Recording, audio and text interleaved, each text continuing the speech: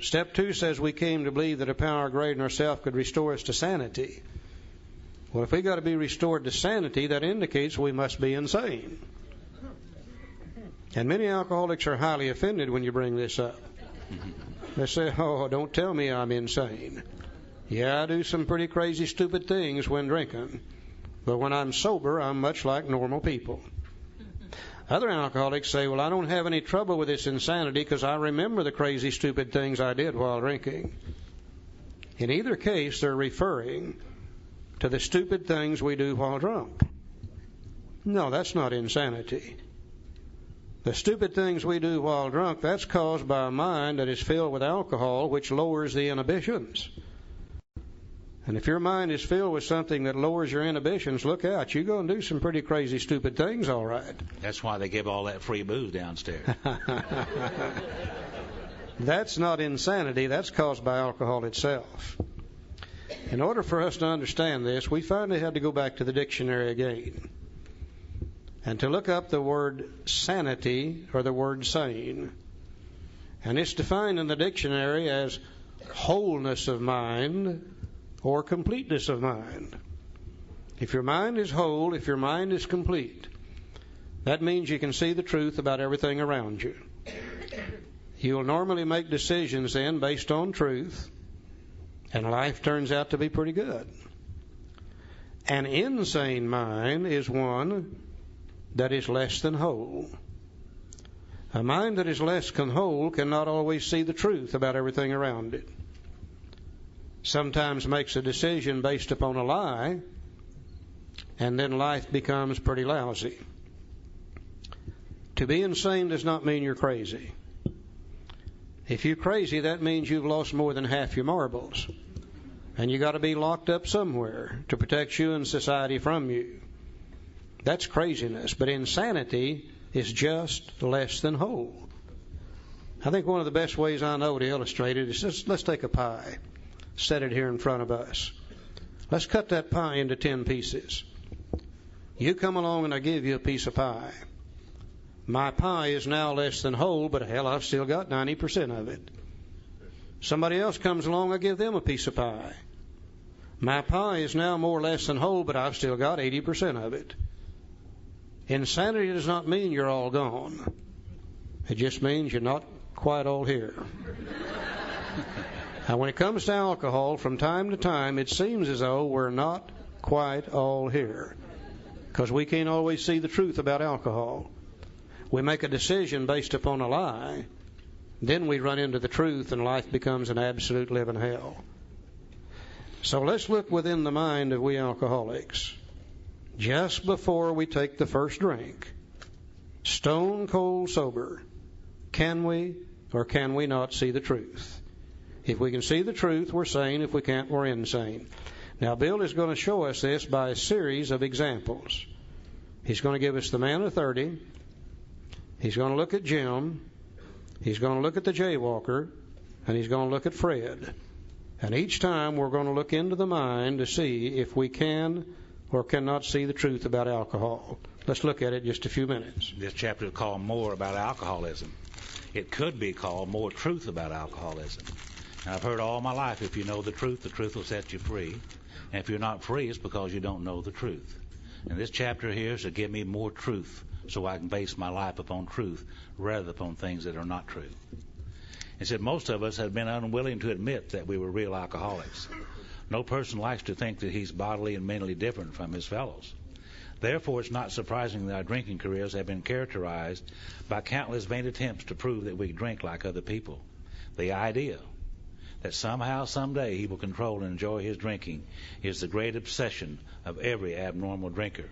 The persistence of this illusion is astonishing. Many pursue it into the gates of insanity or death.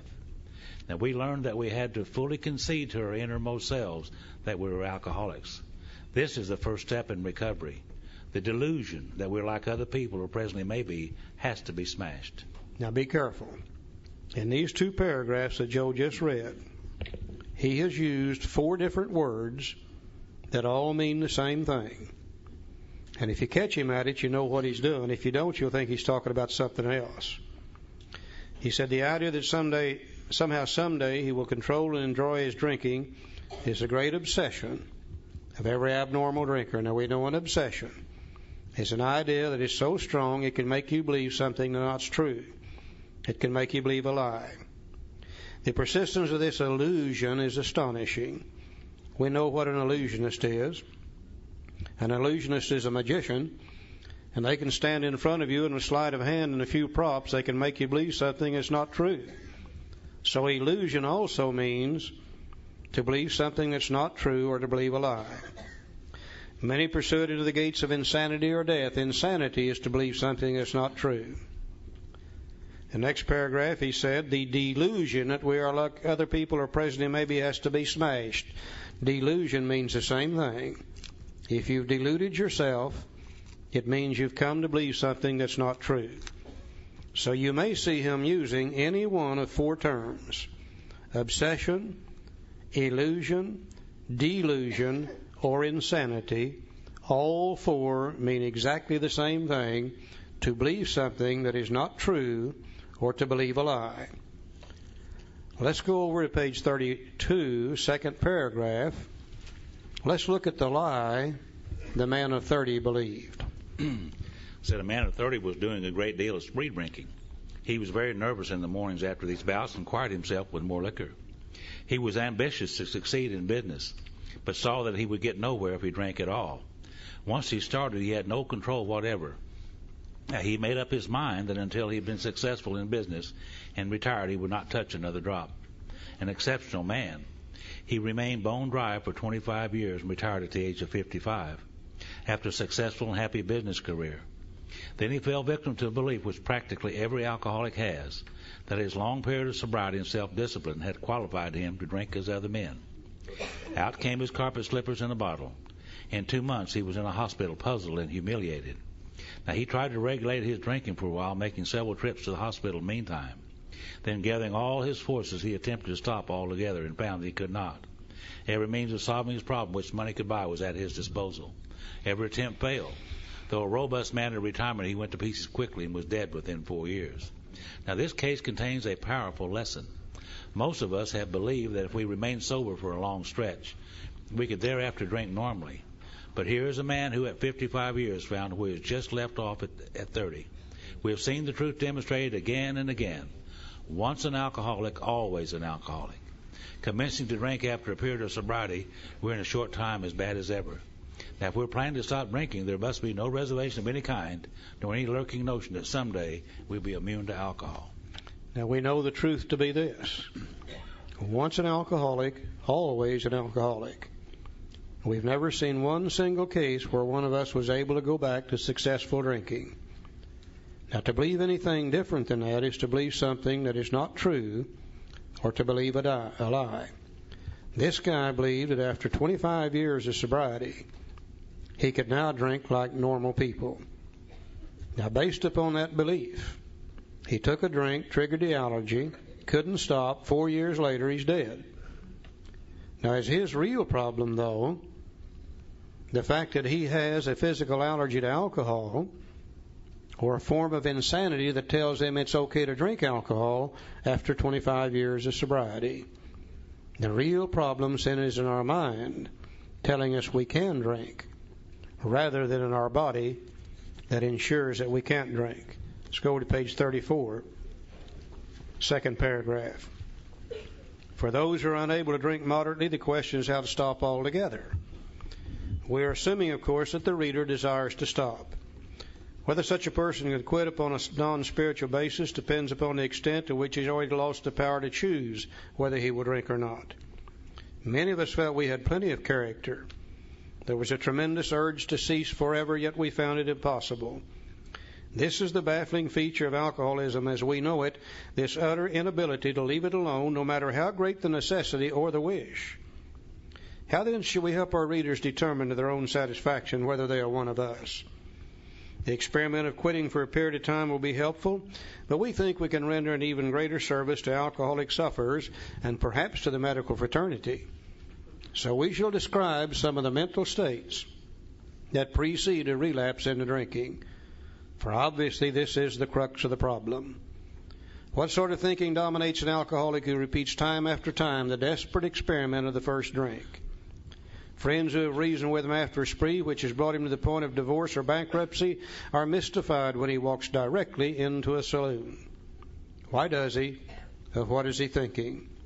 Our first example is a friend we shall call Jim. Now we're going to look in old Jim's mind just before he gets drunk. And we're going to see whether he is sane or insane. Joe loves Jim. Yeah, I love old Jim. I identify with Jim. Our first example is a friend we shall call Jim. This man has a charming wife and family. He inherited a lucrative automobile agency. He had a commendable war record. He's a good salesman. Everybody likes him. Typical alcoholic, isn't he? He's an intelligent man and normal so far as we can see, except for a nervous disposition. Now, he did no drinking until he was 35. In a few years, he became so violent when intoxicated that he had to be committed. On leaving the asylum, he came into contact with us. Now, we told him what we knew of alcoholism. They told him about step one, the physical allergy, the obsession of the mind, the powerless condition. And the answer we had found. They told him about step two, the power greater than ourselves could restore us to sanity. Now, he made a beginning. A little later on, the book says step three is just a beginning. So apparently Jim took steps 1, 2, and 3, and immediately things started to get better for him. His family was reassembled, and he began to work as a salesman for a business he'd lost through drinking. And all went well for a time, but he failed to enlarge his spiritual life. The book's going to tell us the only way we enlarge on step 3 is 4, 5, 6, 7, 8, 9, 10, 11, and 12, and Jim didn't do any of those. 1, 2, and 3. To his consternation, he found himself drunk a half a dozen times in rapid succession. Now, on each of these occasions, we worked with him, reviewing carefully what had happened. Oh, these were good AA members. Jim got drunk 6 times in a row. Each time they went over there and worked with him, carefully reviewing what had happened. You get drunk 6 times in a row today, they probably won't have anything to do with you. These were good, solid AA members. He agreed he was a real alcoholic and in serious condition. Now, he knew he faced another trip to the asylum if he kept on. Moreover, he would lose his family from whom he had deep affection. Yet he got drunk again, and we asked him to tell us exactly what happened. They're getting a little tired of Jim now. They said, my God, Jim, this is 7 times in a row. Let's don't go through this anymore. You sit down here, and you tell us exactly how this has happened. Now, on page 36, we're going to see where Jim was sane, and then we're going to see where he went insane. Well, this is his story. I came to work on Tuesday morning. And we read this book for years before we saw this. I came to work on Tuesday morning.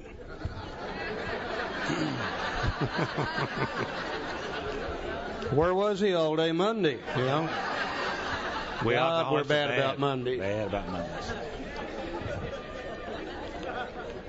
And he said, I remember I felt irritated that I had to be a salesman for concern I once owned. Now, I don't think that's insanity. That's probably normal thinking.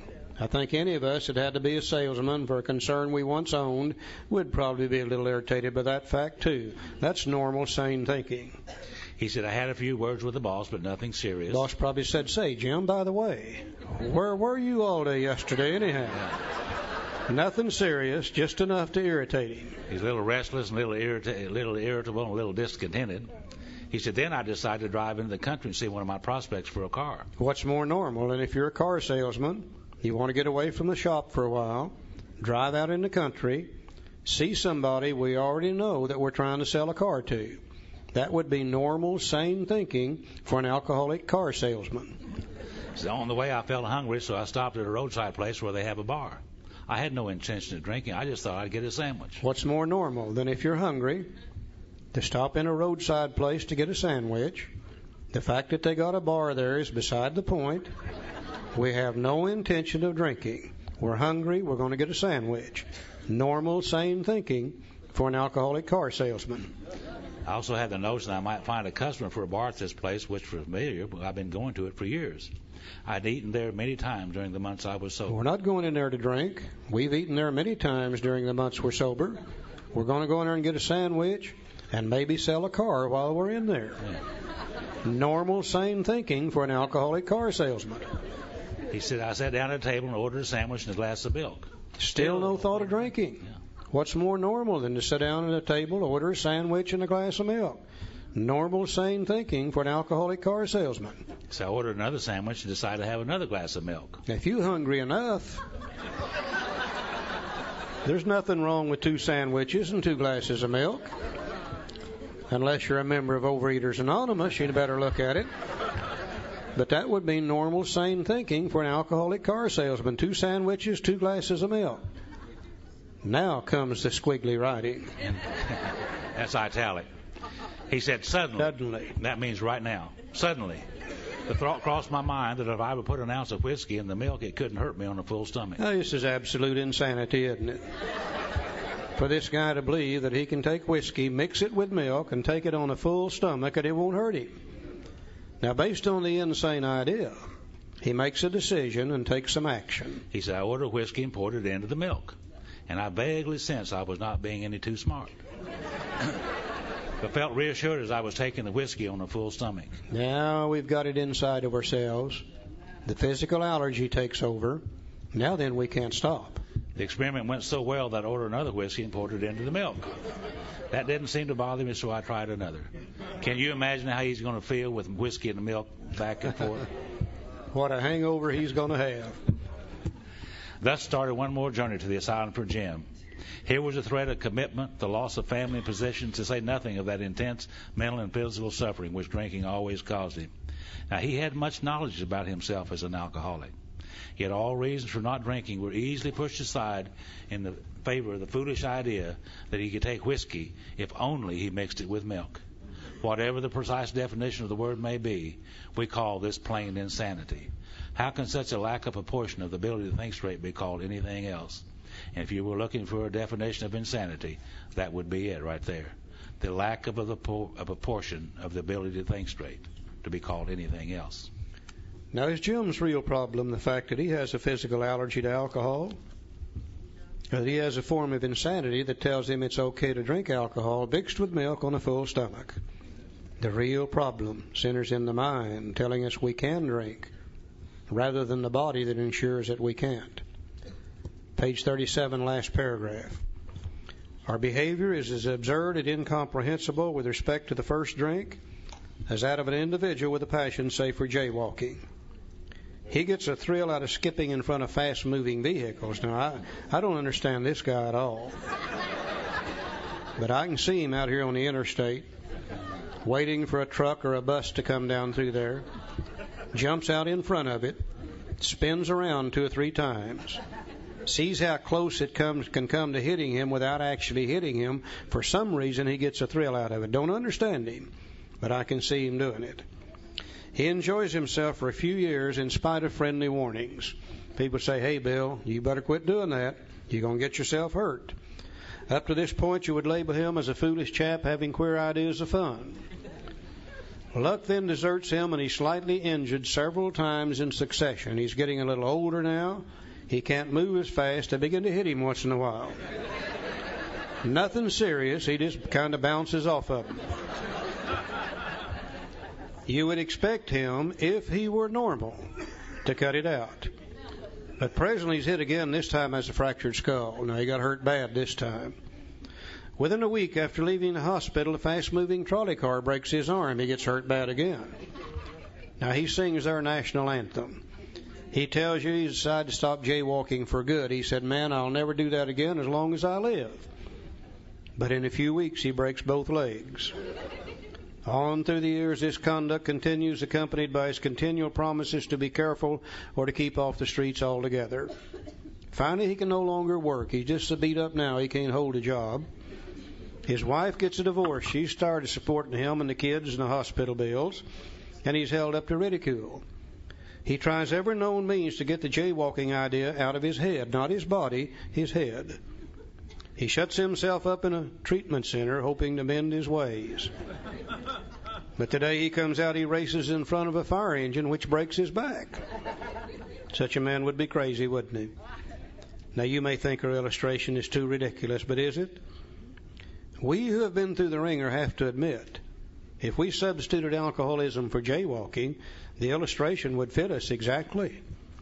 However intelligent we may have been in other respects, where alcohol has been involved, we've been strangely insane.